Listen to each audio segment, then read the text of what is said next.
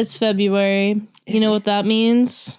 Your brother's birthday? Well, I was thinking, Valentine's Day, Super Bowl. Oh, yes. We're not qualified to talk about the Super Bowl, so we'll stick with Valentine's Day. What do you mean we're not qualified? What do you know about football?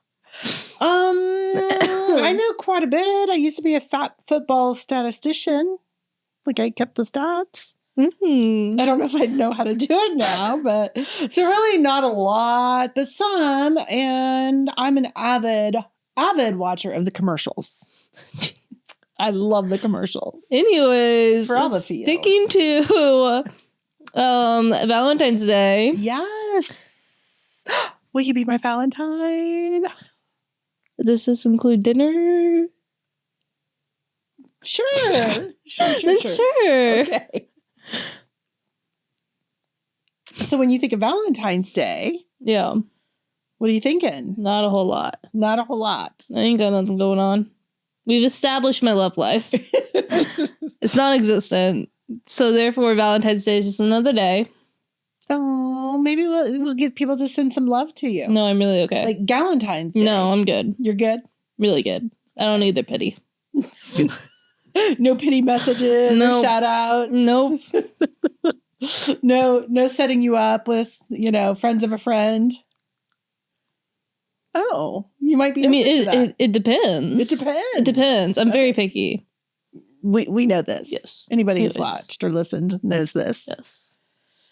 It's okay to have high standards. So, Valentine's Day, and we are talking about love languages. Love languages. Yes. What are yours? Are we going to just dive right in? I don't know. What are Do you want to beat around the bush for a little bit longer? Well, I was sort of wondering, do you remember at what point you heard about love languages?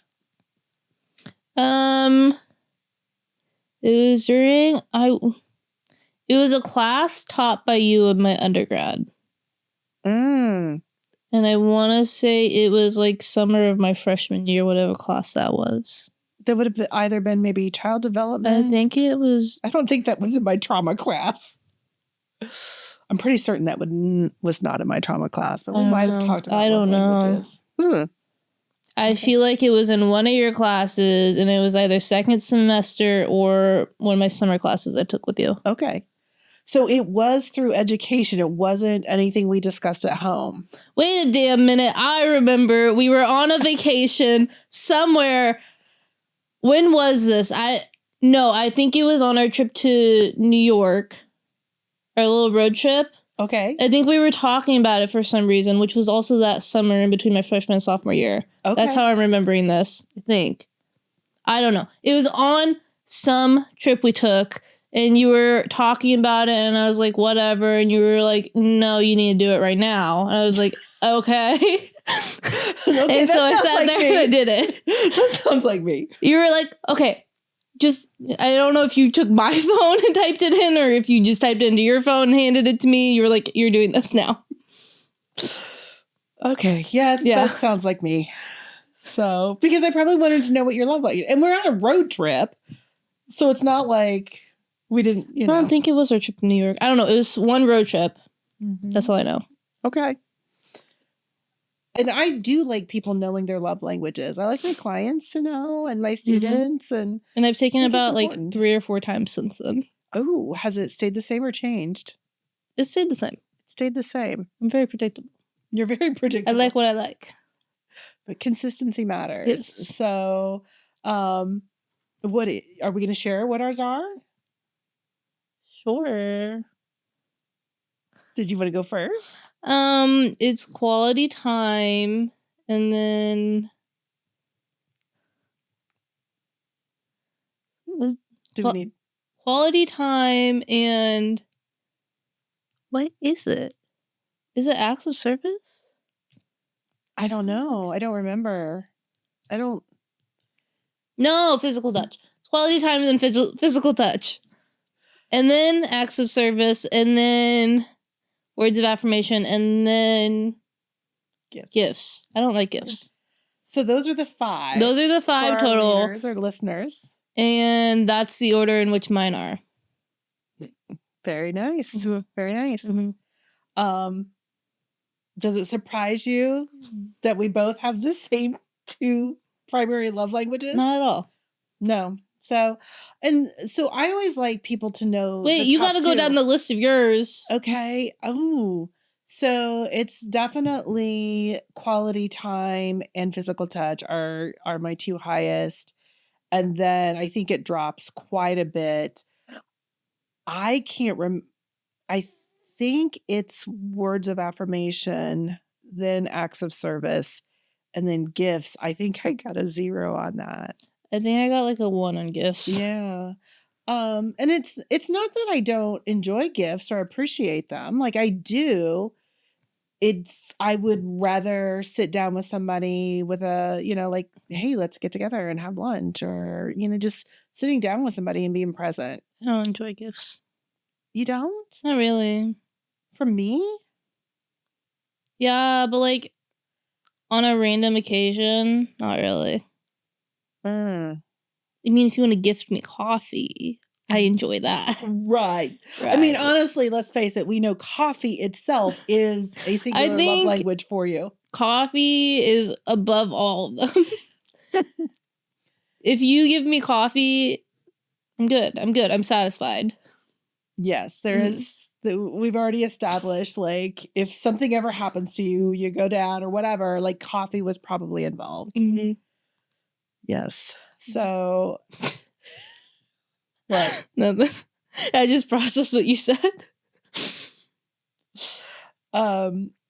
Yeah, I know, because it made me like, we already talked about the serial killer in the white van in the last episode, so we don't have to bring that up again, right? Mm-hmm. So the thing about love languages that I think can be so helpful is understanding, one, about yourself and how you like to receive.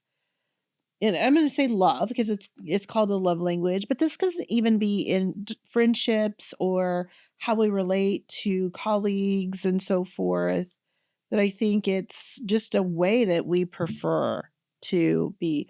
And then oftentimes what we know is that people oftentimes give to others.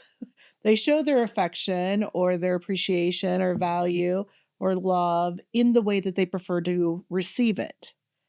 And so that can be really helpful in some ways, and it can be not so helpful. You need to find someone with the same exact top 2 as you. That's what she did. But that doesn't mean a relationship is doomed if you don't. Right. But it's just a lot more helpful. It can be helpful, because, and yes, your dad is physical touch. Mm-hmm. And then quality first, time. and then quality time. However, I was very surprised at his. So did I tell you where it sort of originated, and then I had him take it? Okay. I was on a work trip. We were driving along with Thomas, and because Thomas and I think we've traveled the world together, like literally Africa and almost, I don't know, every corner of the States. Mm-hmm. So we were driving, I think this was a Chicago trip, and we were talking about the love languages just in general. And somehow we got to I wonder what Russ would be, right? Because Thomas knows Russ too. And we both really said it's acts of service, like without a doubt, because he does so much for you. He does so much for everyone. Like anybody who knows him, he will do whatever, right? He's just got that, like, jump in there and whatever you need, he's doing it. Mm-hmm. How much of that is some attention issues or just constantly being on the go? Who knows? Like, we won't analyze that. He likes quality time. He likes to be in there doing things with other people. He does. But so totally we were like, acts of service. That's what it is. So then when I got home and I'm like, oh, we were thinking it's acts of service. And your dad's like, what's this whole thing? Right. So we both took the quiz, and I took it again, and he took it, and I was surprised. And then I was surprised that I wasn't surprised, right? Because it did make sense that yes, physical touch for your dad and quality time, those are absolutely with him. And he just likes to do the acts of service because he wants to get things done and he wants to just do things. And yes, he always wants to be with people. Yeah. Always. So he'll pretty much do whatever you want him to do. So yeah, and the love languages, like let's break the love languages down a little bit. They came out in the early 90s by Gary Chapman. And I think that there's a lot of value in the love languages. Like I said, I really like for a lot of my clients to know theirs, my students to know theirs, because I think it helps in our relationships, but by no means do I think it's like the only thing, right? Like I think it helps, especially enhance relationships for those who are already somewhat self-aware and are in healthy, kind relationships. But if it's not a healthy, kind relationship and we're not self-aware, like love languages, you're not there yet. Like that's higher order types of those are the least of your issues. Right. We might need to work on conflict resolution or communication skills. Like those are all still foundational to any type of relationship work. Okay, well, let's talk about what each of these is and what each of the 5 love languages would look like in different ways. So where do you want to start? Which one? We'll start with quality time because that's the easiest to explain. Okay. Just being around people. Yeah, it's just being present. Mm-hmm. And by being present, it's you're actually fully there. You're not in your phone. No. You're not thinking about work. No. You're there, you're hanging, you're enjoying the time, whatever you're doing. It doesn't have to be a long time either, right? Mm-hmm. And so maybe some examples. Full attention. When I yell at her to put down her phone at 10 p.m. at night and just stare at me. Oh, dear. This is a common occurrence, guys. This is. I need your full undivided attention. And it is okay asking for attention. And then sometimes I'm like, I'm clocked out, right? Okay. Like, I don't want a mom. But you don't mom during the day. You're too busy to mom during the day. Yes, because I'm working. I'm still your child, though. You're still my mom. It is okay for moms to have other things that they do. Okay, well, you work 24/7. You need a mom for at least 1 hour a day. 1 hour a day when you're in your 20s? That's not a lot of time. Every day? That's not a lot of time. Jeez. Dinner. You don't even eat dinner with me. Mama's got to work. Mama's got classes, clients. Most days I barely see you for more than 10 minutes. So why is me sitting down asking for 3 minutes of your undivided attention where you just stare at me? Why is that so much?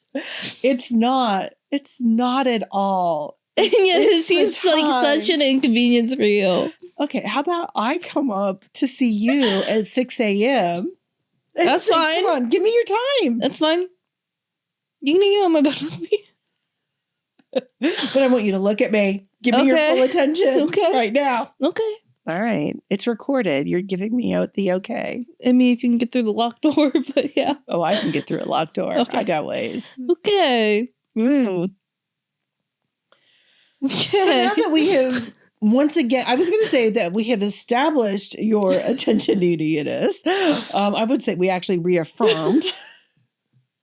Yeah. It's no surprise to anyone. It's not. At this point. But again, that's your love language, right? Quality time. I am. And you're good about... But I actually don't like being touched. Even though physical touch is number 2. Yeah, I don't touch me. All right, well, let's stay with getting quality back time, to it, and then we're gonna go back. So, I think we've hit quality time. So let's think of examples like the running for the car rides, yeah. Sometimes I just make her get in the car with me and we go get coffee. Quality time. Right. And this is why we love road trips. Because we just like getting in the car and just, you got the playlist going. You've got some singing, some random conversations. A little bit of arguing. Never. That's part of the quality time. Yeah. The less enjoyable parts, but less enjoyable. But that when you have those less enjoyable moments, then it makes you enjoy the enjoyable moments even more. I was going to say the same exact thing just to make fun of you, but I couldn't form the words. Okay, well, it's like I knew what you were going to say, and I was trying to say it too, but the words were not coming out. Anyways, do we need to address the fact that you were going to make fun of me? So love language. So it is a really good thing that words of affirmation are not our primary, because sarcasm is sort of that kiss of death. Yeah. If words of affirmation are there. It looks like we're moving on to words of affirmation. Well, what is the kiss of death with quality time? Refusing? Okay, so not spending time with somebody. Not actively spending time. Not actively. So being there, but not being present. Right. So being on the phone, being distracted. You're there, but you're working. Or you're very upset about having to be there. So resenting that somebody wants your presence, but you're not. Like when your sons don't want to come to dinner, but you're making them. It's quality time. They don't want to be there. They don't want to be there. We haven't even talked about, I don't know what your brother's love languages are. Can I take some guesses? You can. I think Xander's is quality time. I do think so. And I think his second would probably be physical touch. I think Nick's, words of affirmation are high up there. I agree. And then I think gifts. Really? Yeah. He's always giving gifts. He is one of the most thoughtful gift givers. That's what I would say. That's what you would say? I think so. Well, maybe. He's a quality time fella too, but he can check out pretty quickly. And I also think like when you were guys were kids, all three of you were the physical touch, but I don't know if that's just like a kid thing though too. I think that is just a kid thing. Interesting. I don't think there's any way we can make them take the love language quiz. What if I just have it pulled up and I start asking them random questions? Oh yes. I think we should. Oh well, there is something about consent. Does that exist in a family? I don't know. Yes, it should. Yes, we do not advocate people unknowingly administering the love language quiz to a friend or family member or a partner. They should know what they're doing. But it's them, We'll see. Anyways. Ooh, yes. Do as we say, not as we do. So I think we covered most of sort of the kiss of death. Those red zones for quality time is obviously not making the time, or if you are present, to resent it or be distracted by doing other things. Okay, so we were moving to which one next? Words of affirmation, because we talked about how sarcasm just kills that. Yes. So words of affirmation. No wonder Nick doesn't like hanging out with us. Ooh. No, he can get behind some sarcastic comments. He can be very sarcastic. Yeah. So words of affirmation are when you need those kind words. That to feel appreciated and loved. To feel appreciated, loved, valued, recognized, seen. They need to be seen is one of those primary things for words of affirmation. And that can be the verbal statements, that could be written notes. Those are people who really like those like whether love notes or the love text threads and things like that. Mm-hmm. They can't. No. No, I can't even pretend to understand that. I hate to say it. But I think sometimes just letting like, hey, I really appreciated when you did this. Okay. Just go back to your unwillingness to say thank you. I can say thank you. You do say thank you. Just maybe not. I'm sorry. Because I'm not sorry. If I said it, I said it. If I did it, I did it, and I own it. You do. And you want to see action with change and not just I don't want to hear the words. Just anyways, okay. Getting back to it. Change you. You are the problem. I felt like you were talking to me in that moment, but okay. I think I was talking to a lot of people there. A lot of people there. So words of affirmation. We talked about the notes, the text, the kind words, being seen and recognized for that.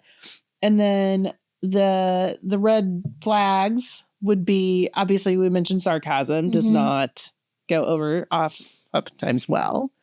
What's the opposite of affirmations? Well, I'm hearing criticism. Okay, I was thinking degrading, but that's like same thing. Same thing, yeah.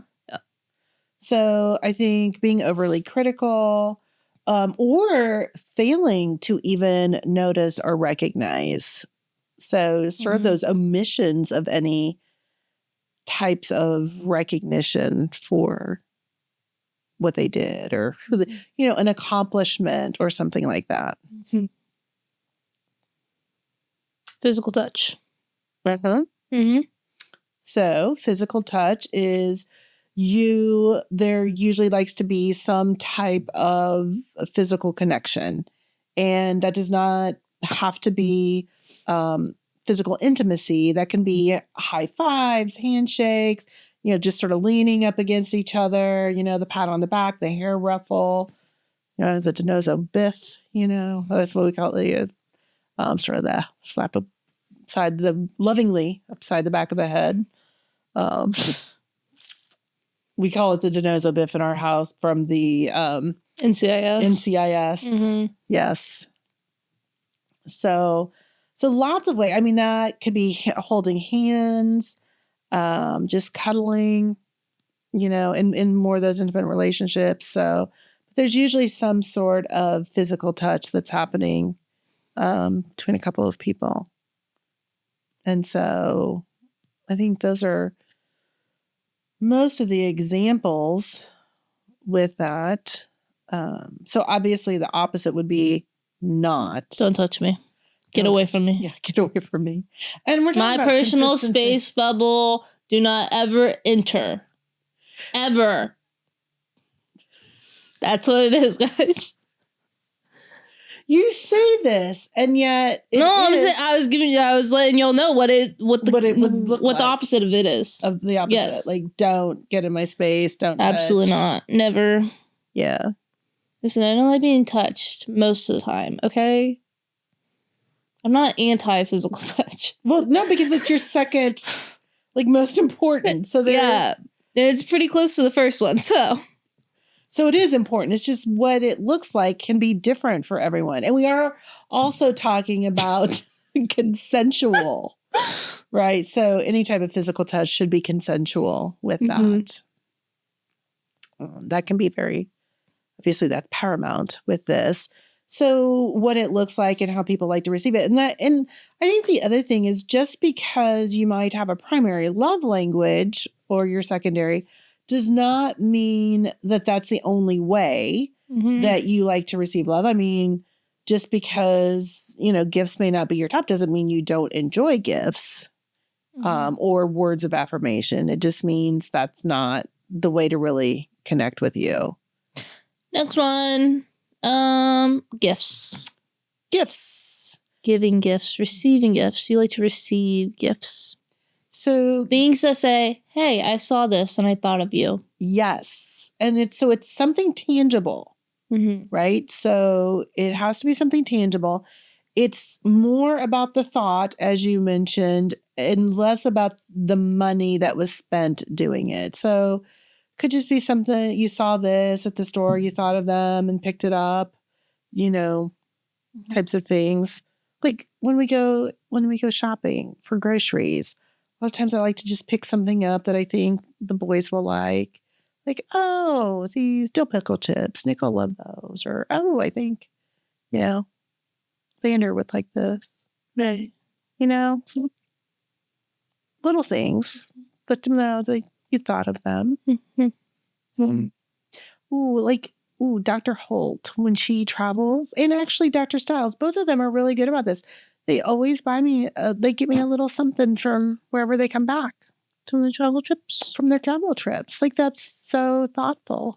We never ate my Icelandic chocolate that I got you. Do we still have it? It's probably up in the cabinet. It's probably expired. It's been almost a year. It's still good. But we're not eating sugars right now. Right. But it's Icelandic. I feel like it's fine. It's fine. Anyways. So. What's the opposite? The kiss of death? Well, gifts. Is there one? It's to not put the thought in. Well, right. It would be to give something that's completely. It's a gift, but you're going through the motions. Like it wasn't well thought out, right? Like it's like, why did you get this for me, sort of thing. So for somebody who that is their primary love language, and you get them something that's not thoughtful, that does not feel good. Mm-hmm. And then, or obviously to not be thought of at all with the gifts, I think would also be there. Mm-hmm. And it can just be little simple things. So nothing, again, financially that has to be huge. Mm-hmm. But something that says, I thought of you.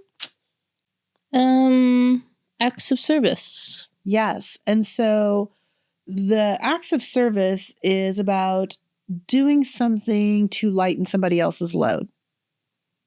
And so that feels very helpful to the person whose love language is primarily acts of service, that you see something that needs to be done, that they would need to do it, and then you just do that, and it lightens their load.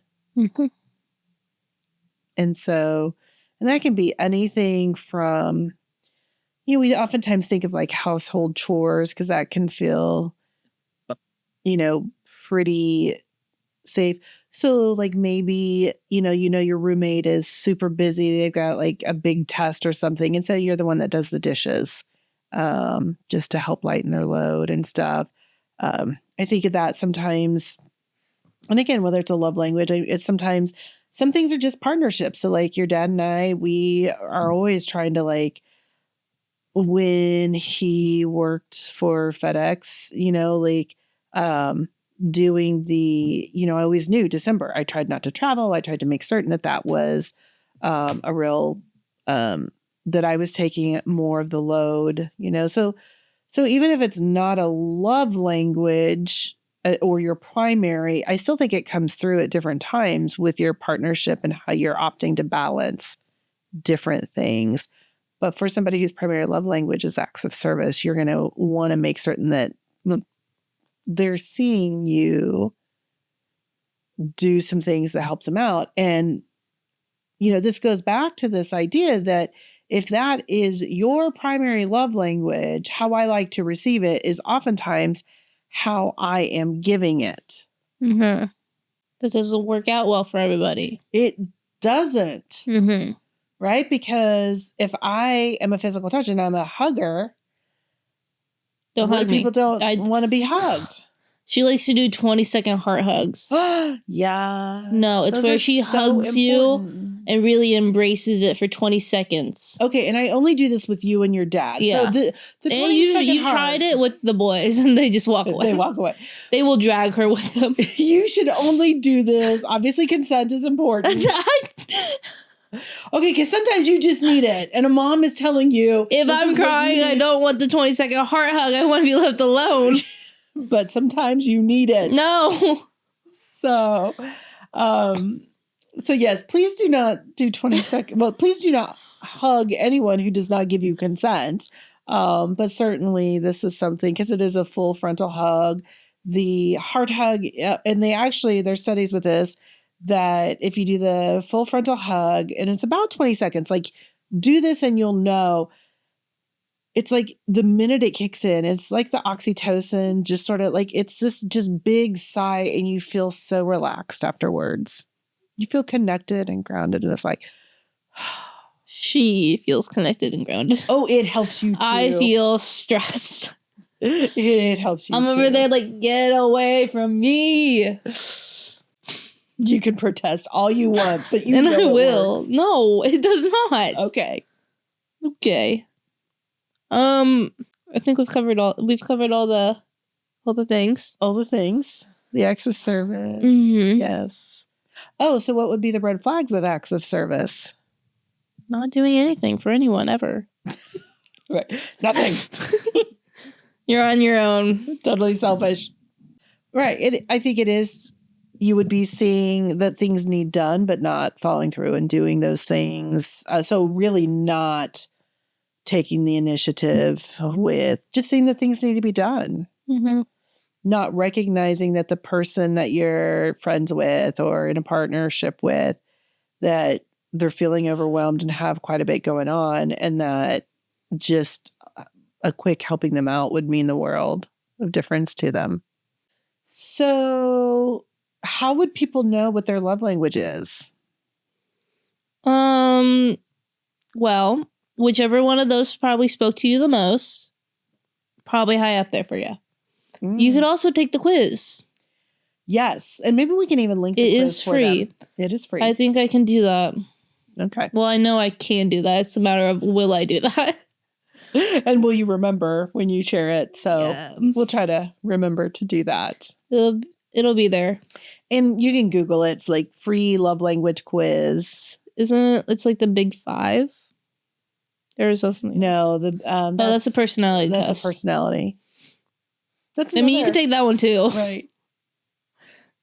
Because we love taking a lot of these personality quizzes. Things that might give us insight. Taking the personality quiz like 3 times. I love school. You do have to probably take a lot for these different things. Yes. Anyways. But I mean, some of the, like you said, they're sort of fun and insightful. Maybe not as fun as like knowing which Hogwarts house you're in. I'm a Slytherin. I don't think any of us are surprised. I don't think so either. I have to retake mine to remember, but I'm pretty certain that's where I was at too. So it might have been Gryffindor. I think you've gotten both before. I think we need to make your husband take it too. What do you think he's going to be? Slytherin.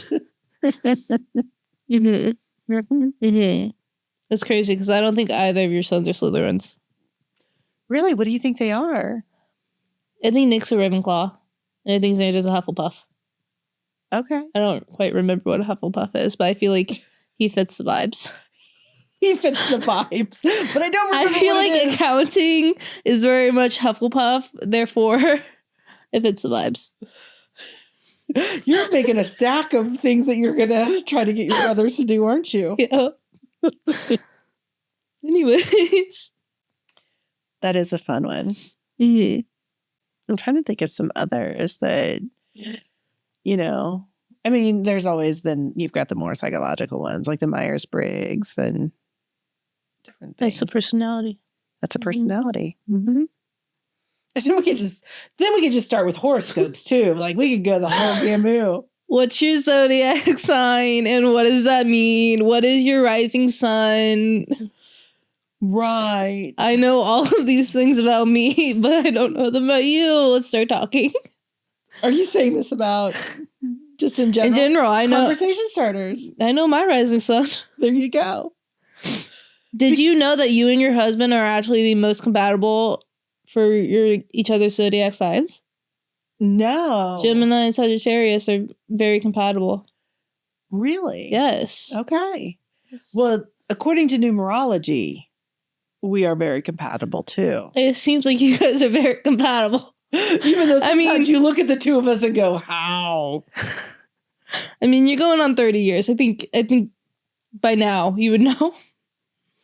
There's been moments. Well, but that's relationships, right? Mm-hmm. And we talk about Valentine's Day, and sometimes I think we can romanticize what relationships should look like, thinking about they're always perfect. I even think, if we look at even some of the current trends, which I'm probably totally getting off topic, but I'm certain we could tie it into love languages somehow. But, this issue I think that we're really seeing a lot of in our society is difficulty with relationships, both initiating relationships, maintaining those. And we're having some discussions about what that is, but I think sometimes it's what are relationships about, and expecting other people to be perfect, to say and always do the right things. Entirely. I think people are out there ruining it for other people. Oh, tell me more. Men. We're not going to bash on men. There's also women. You know, like there are just the bunch of men and women who are just out there absolutely ruining it for everybody. And when you say that are just making it not enjoyable, it's like 50% of the men and 50% of the women are out there just like making it absolutely god awful for everybody. So they're out there wreaking havoc. But what do they do? What do they do to make it miserable? Or situationships. So inability to commit to a. That's a large portion of it. Inability to commit. I think that people's personalities are just god awful. A lot of people, yeah. So what do you do? Well, you see a person sort of you suck, Yeah, but then once you're talking to someone who's no, when you're every word that comes out of their mouth is just no, get away from me. It sort of ruins it for everyone else. It's now I don't want anyone else to come up and talk to me. Oh, so because so what you're saying is people are ruining it because when you have tried to have conversations or relationships, it's with all the wrong people. But then what happened to you're going to go through a lot of wrong people to find that right one? I think right now it's a lot more than a lot of wrong people. Do you think people just are it's your age, especially I think for every one good person, there's about 7 bad people. I think that's the ratio right there. Okay. No. There's a lot of people that need to grow up still. And I don't want to waste my time. I'm very big on not wasting my time. I don't know if you've noticed. Right, but then how are you going to know? Okay, well, on top of that, I'm not dating a man from this town. Okay. I'm not. I can't do it. I've never had a good experience with one of them. I don't want to. Okay. Fair. Mm-hmm. So then I don't even bother right now. Mm-hmm. I'm open to long distance if anyone's out there. And we've established you do like to travel. I like to travel. So, and you have a full plate here, so that takes away some of the day-to-day. Mm-hmm. But quality time is your... I like travel and I like quality time. I don't know. So you'll figure it out. Yeah. You'll figure it out. But I also think this intolerance for imperfection. I think there's some of that, but I think it's also you're generalizing it a little too much. It's not just imperfection. Right. It's flat out stupidity. Stupidity, being jerks or mean and I mean, so personality differences, obviously wanting people, that we haven't talked about values and relationships and things like that. That's a whole nother topic. It's a whole nother topic, but if you think about it, those are the kinds of things that come up in, when you're spending time with people, when you're, choosing what you're saying to somebody else or how you're spending time with them.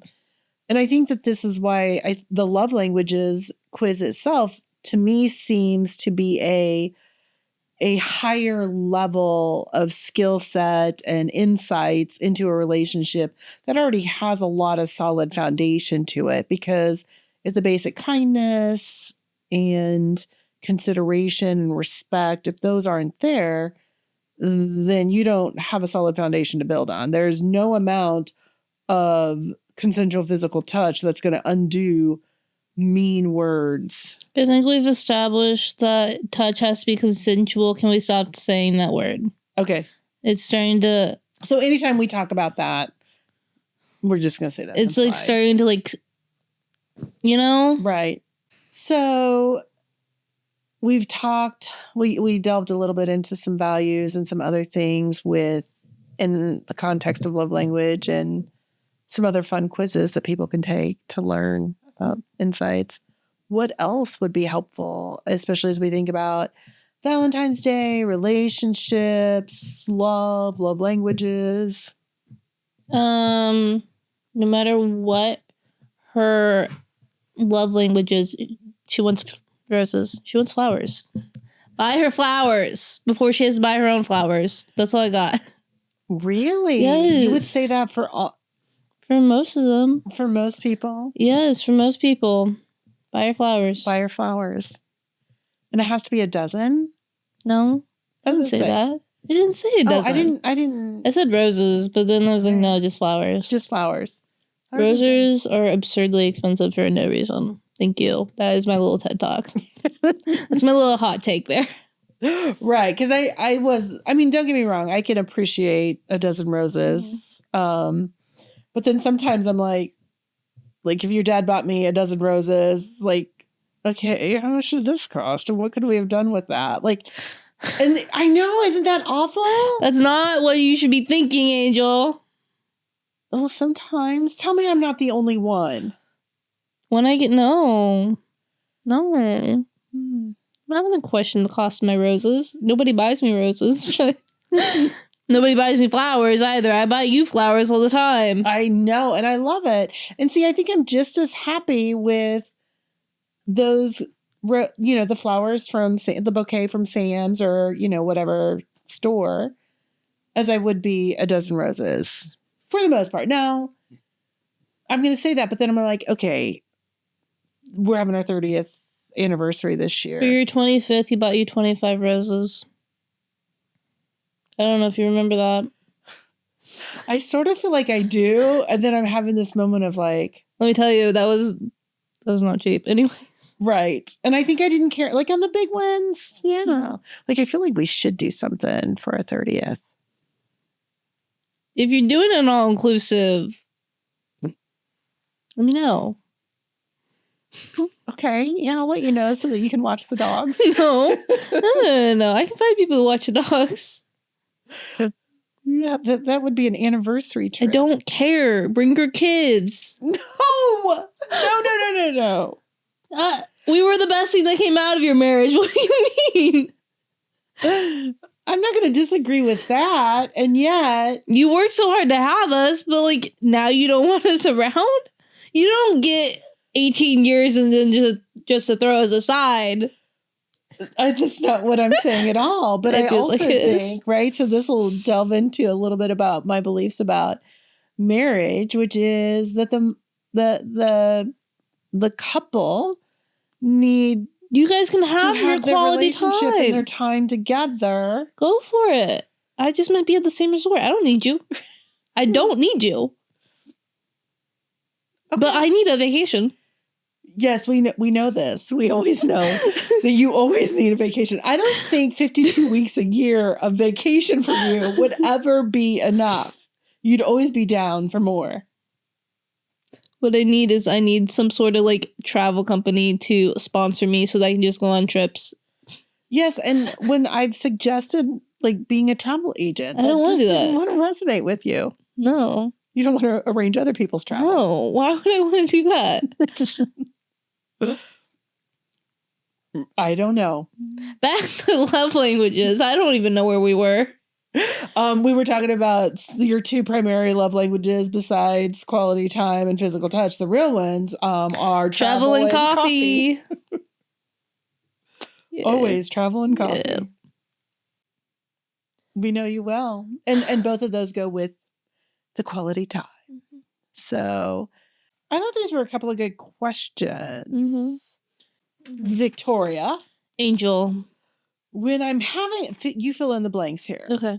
When I'm having a terrible day, the one thing that helps is coffee. Yes. I would probably my mommy buying me coffee. Yes. I do think that sometimes there's also one other thing. Chicken strips. It is chicken strips. My mommy buying me chicken strips. From the Abbey. Yeah. Right. And it's not just any chicken strips. I've tried a lot of chicken strips over the years, and there's only one that I love. Right. It's the only one that will make my day better. And you take this as a challenge, like when you travel. I used to. Like when somebody says the world's best chicken strips. Yeah. You're like, let me try. Nope, still. Not gotten close. So. Best chicken strips so far, right here in Quincy. Mm-hmm. All right. The fastest way to make you feel unloved. I don't know. The fastest way to make me feel unloved. Uh-huh. I don't know. You don't know? No. I'm going to throw something out, and you can tell me. I was waiting for you to do this. Ignoring you. Like, I'm thinking of those, like, 10 p.m. when you come into my room and you want to be entertained. Maybe. I don't know. No? I think make me feel stupid is probably higher up there, but... To make you not feel loved is when you feel somebody says something that makes you feel stupid?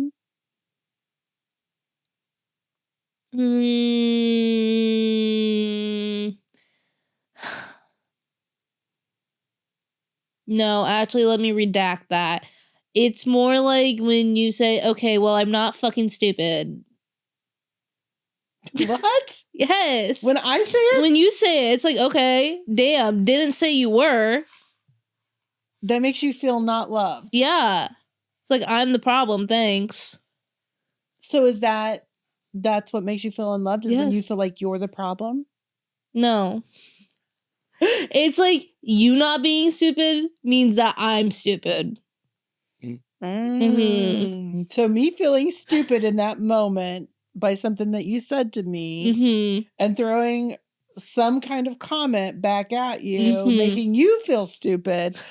Oh my goodness. Can I just tell you, I think this is a whole nother topic, which is I wonder if these are negative core beliefs. Well, I know that's yours. Yes, we know. No, I don't feel stupid most of the time, but like what I'm telling you is typically because there's like some other way that's easier, or you're just not understanding it completely. And you're like, I'm not stupid, I know. And I'm like, okay, well, you might be, but I guess I am. Ouch. And see, as you said that, I'm just sitting there going, and maybe I just don't care to do it the way you're trying to tell me I should do it. Like, oh my gosh, how did I survive this whole time? That's her favorite thing. Yeah. How did I survive 55 years on this earth without you? First of all, I've never said 55 because I'm not. Sorry, 54. Girl, your birthday can be overlooked or whatever thing coming up. You can be left you won't remember? On the next trip. Don't threaten me with a good time.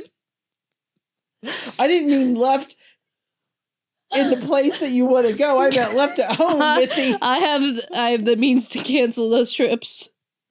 You'd make it to the airport and not have a plane anymore. True. You did make the plane reservations. All right. We can come back and play nice now. Where are we going? And maybe we should not be recording so late at night after very, very long days. I think this was going so well till we got to that question. Anyways, what's the next question? So be careful about which questions you're engaging in. But here's the other thing about relationships. And maybe this is something that's really important, which is... We can laugh about it. We can laugh about it. But this goes back to maybe what I was saying before, that people can't always tolerate the imperfection in relationships. But I think with that is... The vital piece about relationships is the repair and reconnection, right? That sometimes people say or do things. Again, we don't always, we have to be careful it's not abusive. People can say some things we don't like or that might be hurtful. That doesn't always mean it's abusive. And so repairing and reconnecting, being able to laugh. What's your next question? Those were my main questions. Oh. I know it's hard because, even though I read the questions, I didn't think in terms of myself, so it always gets a little bit challenging. Did you find? If you can tell that these are from chat, no, you cannot. Anyways, when I'm having a terrible day, the one thing that helps is...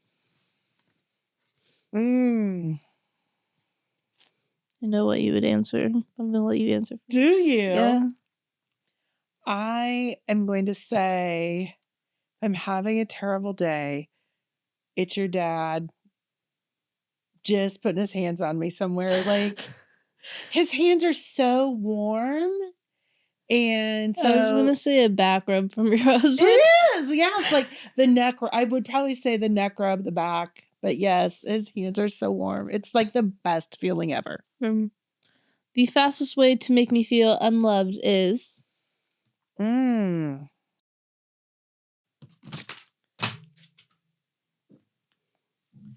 mean, I do... I'm just throw that? Yeah, I did. The fastest way to make me feel unloved... There's probably too many ways, but the fastest way is, and that's not true because I know I'm loved. It's just in the moment, that little feeling of but I think it's to not want to spend time with me, like to not want to sit down for dinner or to not want to go on the road trip or. So now I want you to reframe that and think about how many times you tell me to get away from you at night. Okay, I think to be fair, there also can be some boundaries with time. I make sure that I sit down at dinner with you and make sure you feel loved. So why can't you sit on the couch with me for 3 minutes? I can do that, but sometimes it's better if it's earlier than 8:30. I'm tired. I see the little batting the eyes. I try to laugh and give you the attention, but she pushes my face away most of the time. I do. She's like, kids. Because you come right up in my face. Because it's the only way to get your attention.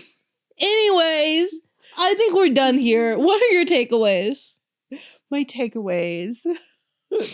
Besides, I love you. And I'm a little scared of you sometimes. No. Good. You should be. It should be. No, I just think that the love languages is a really valuable way for people who have some self-insight and who want to who are committed to connecting with their friends and families at maybe at a different, higher level. What are your takeaways? I don't really have any. Love languages are important. Yeah. Okay. I think you said it pretty well anyways. Well, and happy February and Valentine's Day and all of that. All that love stuff to you. Mwah. Okay. Goodbye. Bye.